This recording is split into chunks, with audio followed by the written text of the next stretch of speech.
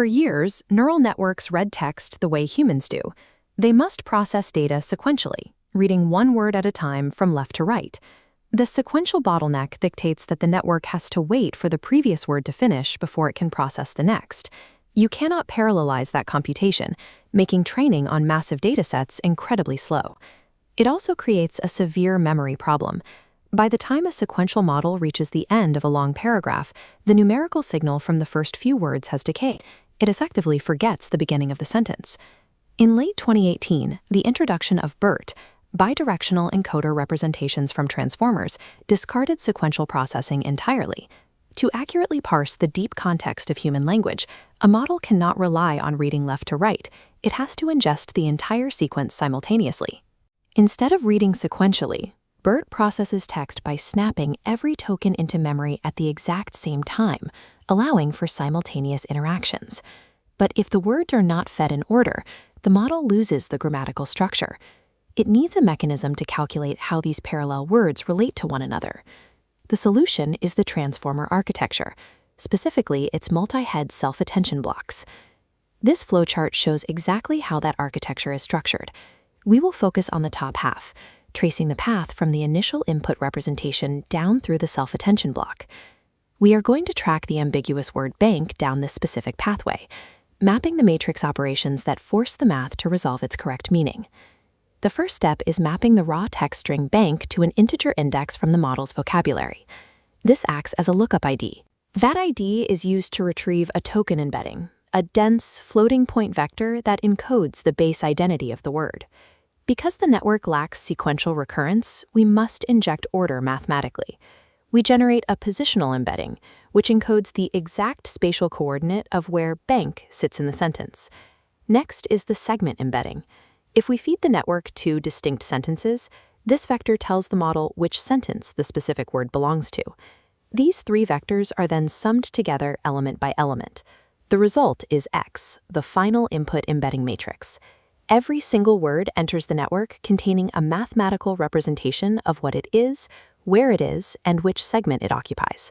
The word is structurally defined, but it is entirely isolated. It has zero awareness of the words around it. Building that rich context requires a mathematical projection. Moving down the flowchart, we reach the linear projections. This step takes our input matrix X, which has a shape of 10 by 4, and transforms it. The model multiplies X by 3 independent learned weight matrices. This multiplication splits the input into 3 separate representations. The first is the query vector, or Q. This vector dictates what a specific word is actively looking for in the rest of the sentence. The second is the key vector, K. This acts as an identifier, representing the specific contextual information this word offers to any other word querying it. The third is the value vector, V. This contains the actual informational content of the word that will be extracted and passed along to the next layer. Standard neural networks usually pass a single vector forward.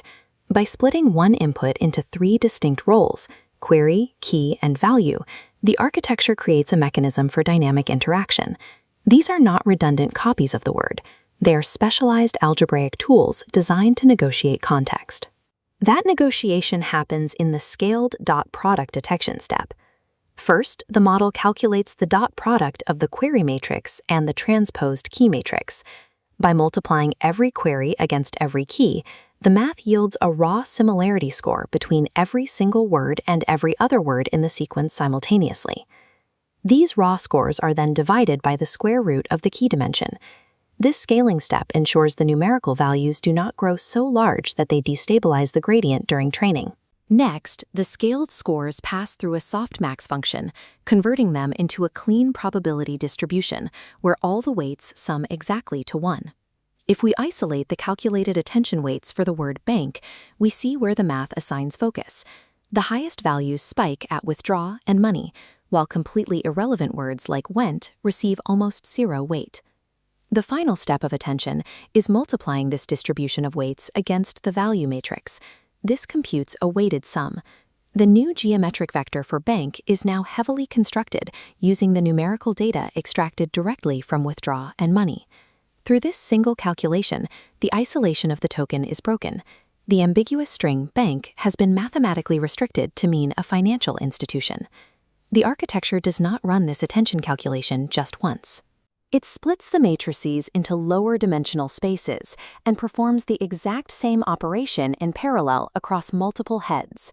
Distributing the computation allows the model to capture multiple perspectives simultaneously. One head maps semantic relationships, like connecting bank to money, while a separate head maps out grammatical dependencies. The parallel outputs from all the heads are then concatenated back together and multiplied by a final output projection matrix to restore the original dimension. Following the flowchart, the data hits a residual connection. The original, uncontextualized input matrix is carried down and added directly to this new attention output, followed by a layer normalization. Adding the original input back ensures the base identity of the token is preserved. It also provides a clean path for gradients to flow backward during training without vanishing in deep layers. Finally, the representation passes through a feed-forward network. A non-linear activation refines each token independently, expanding and contracting the data to capture more complex patterns. At the end of a single encoder block, the system has completely recalculated the word's position in the geometric space based on its surroundings. All of this matrix multiplication produces nothing if the network's weights are random. The model must be optimized against a specific target, which is achieved through masked language modeling. During pre-training, 15% of the input tokens are removed and replaced with a specific mask token. The model is forced to predict the missing word by relying entirely on the bidirectional context. The network outputs a probability distribution across its entire vocabulary. That distribution is mathematically compared against the actual hidden word, using a cross-entropy loss function to calculate the error.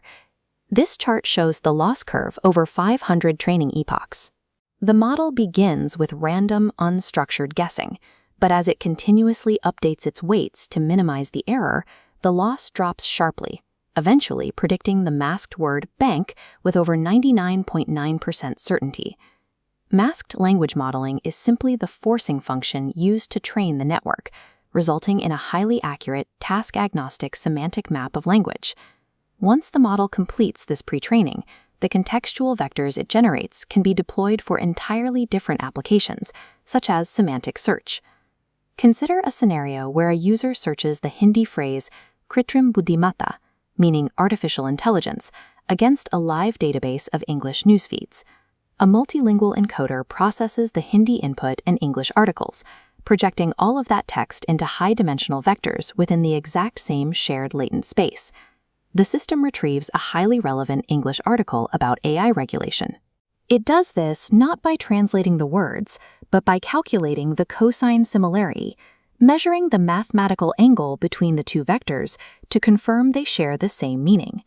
By discarding sequential reading and processing text in parallel, the transformer architecture proved that human language, regardless of its ambiguity or origin, can be precisely mapped using dynamic geometry.